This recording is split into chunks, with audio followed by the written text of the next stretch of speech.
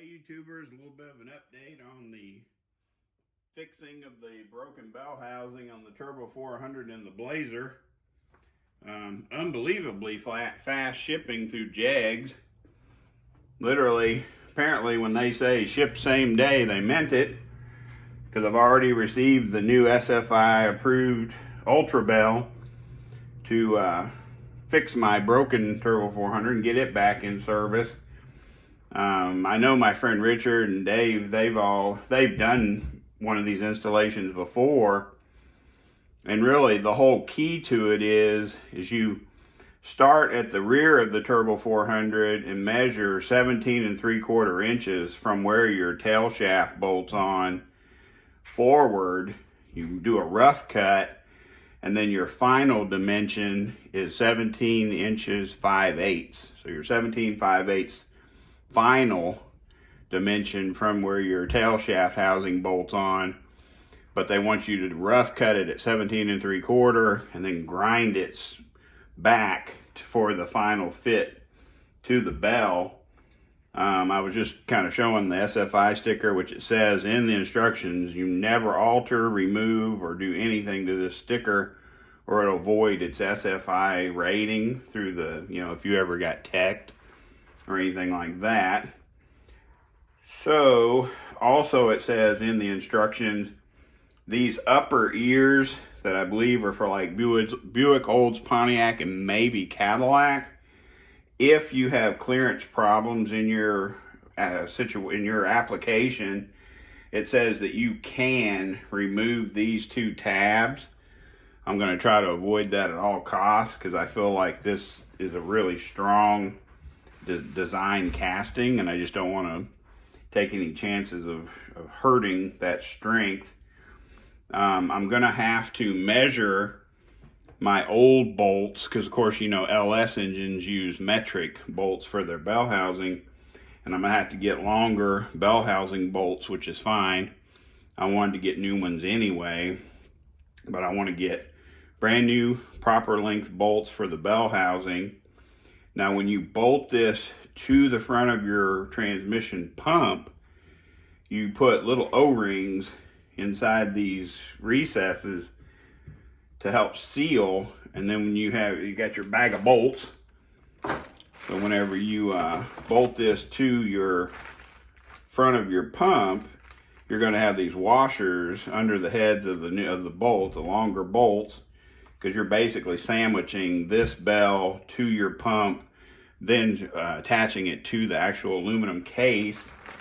Now, I have seen several people warn to not get aggressive and very carefully torque these bolts to 18 foot-pounds, because I've heard people say that they've had threads pull out of those cast aluminum cases when you accidentally go over 18 pounds. Matter of fact, a couple of people online were recommending maybe going to 16 pounds just as a safety precaution. But I think I'm going to follow their directions and just hope for the best result. They do ask that you put red Loctite on your bolts that go through the case.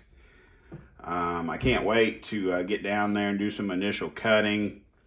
Try to get that all, because basically you get this bell in a box with 3/4 of a 13-gallon trash bag full of foam peanuts. That was a fun job to clean out.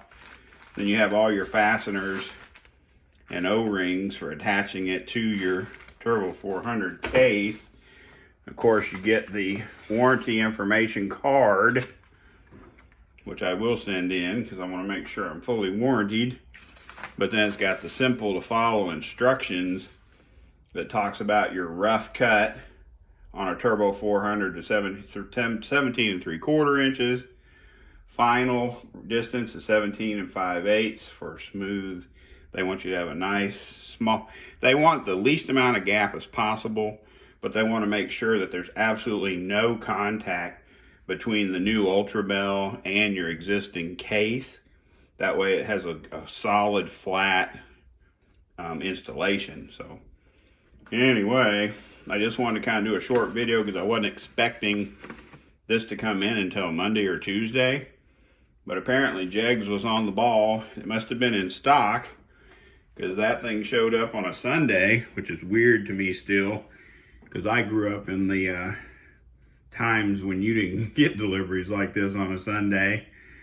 But, you know, now that we live in the new times with companies like Amazon that are doing Sunday deliveries, that forced other companies like FedEx to start doing Sunday deliveries so they can be competitive. So, you know, why would I complain that I got it faster than I thought? You know, I'd never do that. So I thought I'd share this little video with you. This thing is super robust.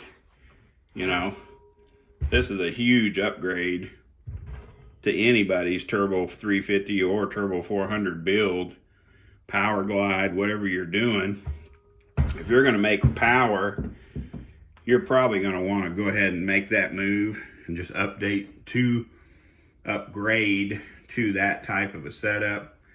Because, you know, if for worst case scenario, you had some kind of a failure in your flex plate torque converter area, that's going to do a lot better job of trying to contain it, because you don't want any of that junk coming up through the floorboard or through the floor pan and hitting your digits, hitting your feet or your legs or your appendages, because I've seen that happen to a guy down in Centerville, Arkansas one time with a clutch disc, and let's just say that wasn't a very pretty sight. So anyway, I appreciate you guys hanging in with me.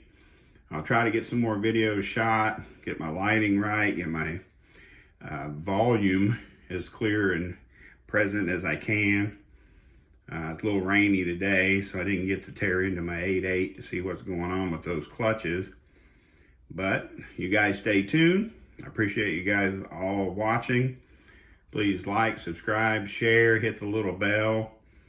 Hit up the comments. Apparently thumbs up seem to help, according to other YouTubers, because I'd really like to try to get a marketable increase in some kind of a monthly revenue stream out of this, because I guarantee you, if you guys knew how little money I make and how much money I don't have, I think you'd be shocked that I even try to do what I do with this stupid car. So anyway, that's a whole different story.